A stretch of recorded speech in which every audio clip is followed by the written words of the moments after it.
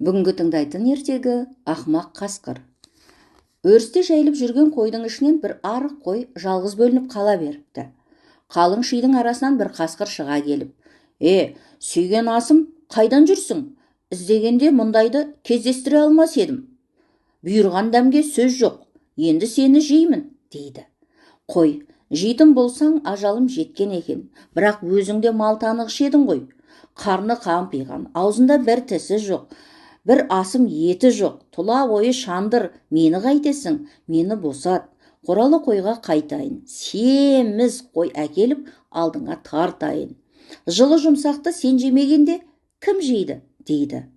Жылы жұмсақ деген сөз қасқырды қызықтырады, қойды босатып қоя береді. Қасқыр жұтынып қойдың семіз бағланын күтеді. Қой да, бағлан да жоқ. Қасқыр түңіледі. Қой баласы момын ғой, алдауды білмеуші еді ғой. Сірә оны ешкім тұрған аздырған ғой. Барып көрейін, деп жорта жөнеледі. Бір белеске шығып, төңірекке қараса, алдында қызылшаны күрт-күрт шайнап бір ешкі жүр екен.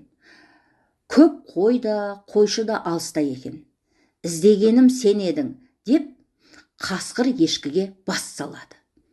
Жанымды алып қалуға себеп болар ма екен, деп ешкі мынаны айтады. Атаң да, анаң да жақсы еді ғой. Қой тұрғанда олар ешкіні жемеуші еді.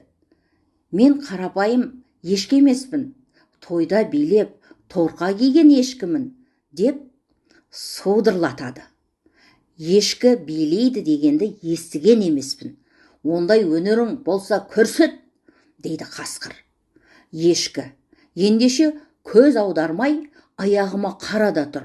Мен бір билеп көрсетейін, дейді де, ешкі алай бұлай секіре-секіре жалп беріп көп қойдың арасына кіріп кетеді.